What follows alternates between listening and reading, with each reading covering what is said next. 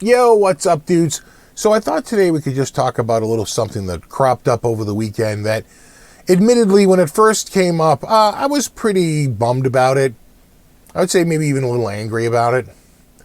But now that as time has gone on and I've thought about it a little bit more, and that was Saturday night, and now that it's Monday, you know what? I really understand it, and I can kind of get behind it and say, you know what? It's probably necessary, and I know what you're talking about. I get it. I get it.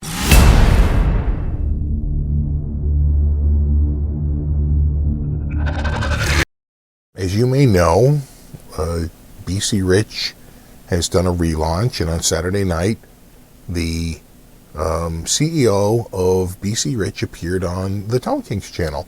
It's a wonderful 2-hour interview. They cover a lot of stuff. I recommend you check it out. But at some point in that video, they started to go over the website and look at the various different models. And when they got to the Legacy series, they brought up the iconic Rich Bitch. They had it in a double neck format.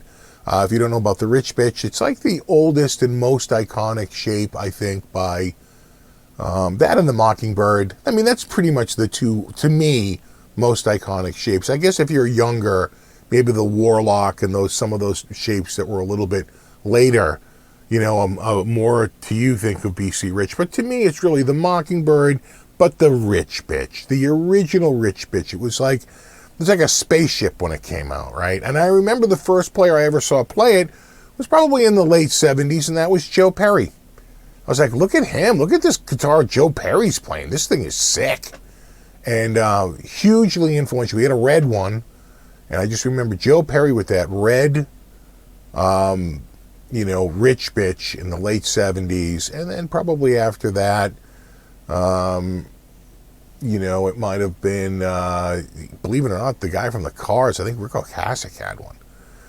Rick Ocasek was weird. He played like Dean in BC Rich, a little ahead of his time. In like 1980, 1981. Anyway, they get to the part where they're looking at the Rich Bitches, and they're like a double neck, and Tone King says, "Oh, check out the Rich Bitch," and he's like, "Actually, they're called the Rich B now." And if you look on the listing, it is called the Rich B. And it was like, what? And he's like, yeah, I'm not happy about it. You could tell he wasn't happy about it. He's like, but you know what? I got no control over that. It's just where it is, and that's where we're at. And they quickly moved on from it.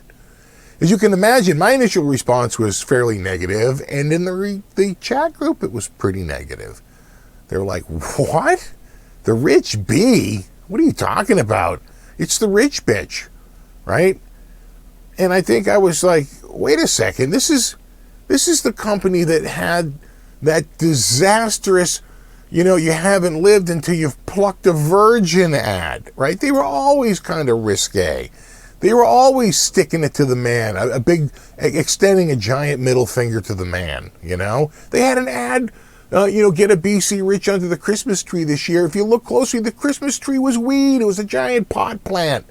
Right? Which, if you knew what you were looking at, it was hilarious, right? But again, they were always sort of railing against the man, back then, and being fairly risque.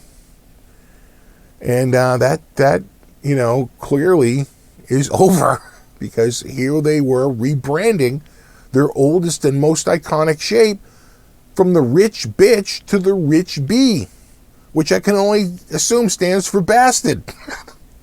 Right? Right, in other words, I don't know that it really helps all that much. Anyway, my gut response was fairly negative, and I thought about making this video, and I was like, BC Rich, well, they should be called PC Rich, right? Because you can't, or PC Bitch, right? You can't help but come up with those play on words, because it's like, it didn't sit well, right? But now, cut to a couple days later, now it's Monday, and now I'm going to record the video, and I had time to think about it, And I'm actually a lot more sympathetic to it now, because as I start to work out the dialogue in my head, I can't help but say to myself, isn't that a lot like your situation? Didn't you have a risque name? And weren't you forced to change it because you were getting like beat down monetarily by outside forces? And that's exactly what happened, right? I had a name, Pixie Licks, which was a spoof on Lexi Fox. It was basically a parody of a parody. And it was all fun and games until YouTube's applied a policy to my name that looked at those 3 X's as trouble. And I wouldn't get demonetized. I would just get like not suitable for most advertisers. And it might as well have been demonetized because you got nothing for money. And so I would have to go to them and say, no, I need a manual review. And sure enough, someone within the next 3 or 4 days would look at it and say, oh, right, he's just talking about guitar picks. He's just talking about guitar strings or guitar pedals. This has nothing to do with anything Triple X. It's just the name that was getting them. And they'd open up the monetization to the full thing, but the damage was done. Your most monetization is in those first 4 days. So it was like, really, the name was like literally shooting me in the wallet, which is like one of the sorest spots on me. So I was like, okay, all right. I changed my name, right, to get around that. And of course, as soon as I changed the name, all that, not demonetization, but all that sort of like, you're not suitable for most advertisers, went away. Immediately went away. So clearly that was the issue. And probably the same thing is going on with them. You go to a place like Guitar Center and they say, we'll carry the Mockingbird, but we're not going to carry the Rich Bitch because we don't want that SKU. We don't want that in our computer system. We don't want that in our catalog. Sweetwater, the same way. Now, there was a time when dealers were spread all about the country. And maybe if someone didn't carry it, someone else would carry it. Dealers were very decentralized. Now they're extremely centralized, right? It's like retail condensation, right? It gets condensed to a handful of large box retailers. Sweetwater, AMS, Guitar Center / Musician's Friend. If they say no to you, it can make or break your company, right? So the whole situation has changed than it was 40 years ago, 30 years ago, where they could just say, if you won't go to us, we'll go to the music store down the street. And someone will carry us. So that's not the way the world works anymore.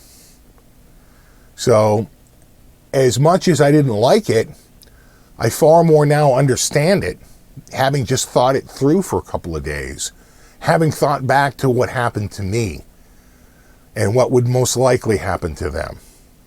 Anyway, I'd like to hear your thoughts on it down there.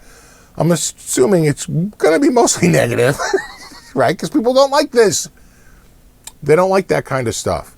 And, some people, just for a little last-minute humor, some people were saying, just double down on it. So I was like, instead of the Rich Bitch, call it like the Poho. I mean, I'm just throwing it out there. That's free of charge.